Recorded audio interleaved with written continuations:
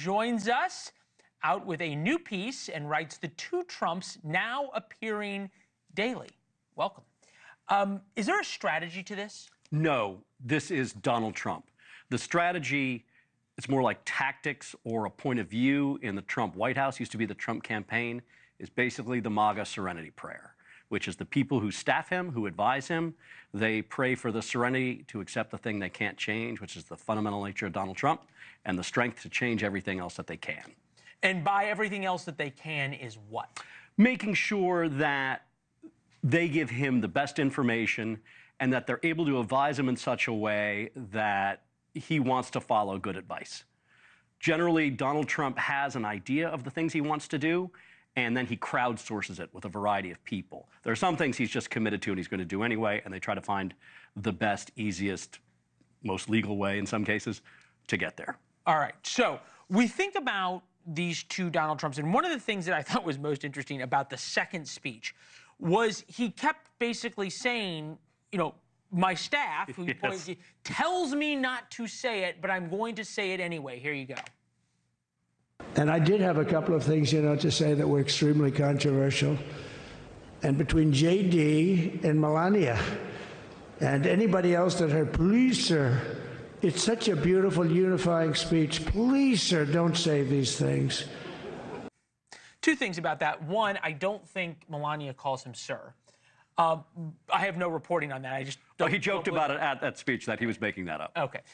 Number two, I talked to someone who worked for Donald Trump very closely in the first administration and said he had PTSD hearing that soundbite just because of how many times he said, please, sir, don't do this. Donald Trump did it anyway. What is using the staff as a foil for Donald Trump?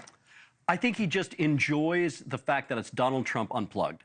And letting the crowd know that. Right. He's a performer. What you saw yesterday at his inaugural, the official, on-script, staff-written, professional speech, and then Donald Trump unplugged, normally that's what you would get at a rally. And so what he would do is the speech would roll on a teleprompter, and then it would stop, and then he would go off on these various... Yeah, correct. He'd bob, he'd weave, he'd go on these meandering paths and journeys, and then come back. And he would actually say during those speeches, my staff doesn't want me to say this. And there's a certain relationship he develops with the crowd and kind of takes them into his confidence. And that's just how he is. He's a showman. He's a marketer. What is this to mean?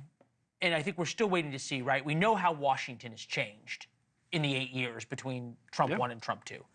How has Donald Trump changed? I think Donald Trump has grown more realistic about what he can do and what he can't do.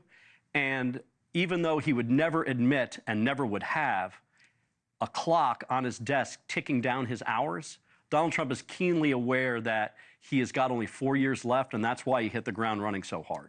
Well, and probably also, I think you pointed out, keenly aware of what he can do, and therefore it's probably more than he thought he could do in the first term.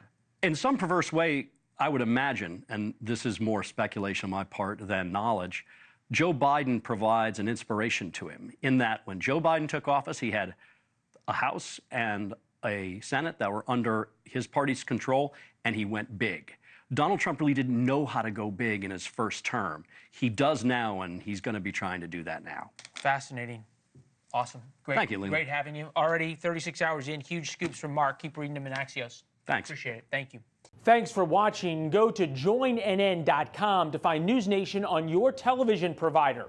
And don't forget to click the red subscribe button below to get more of NewsNation's fact-driven, unbiased coverage.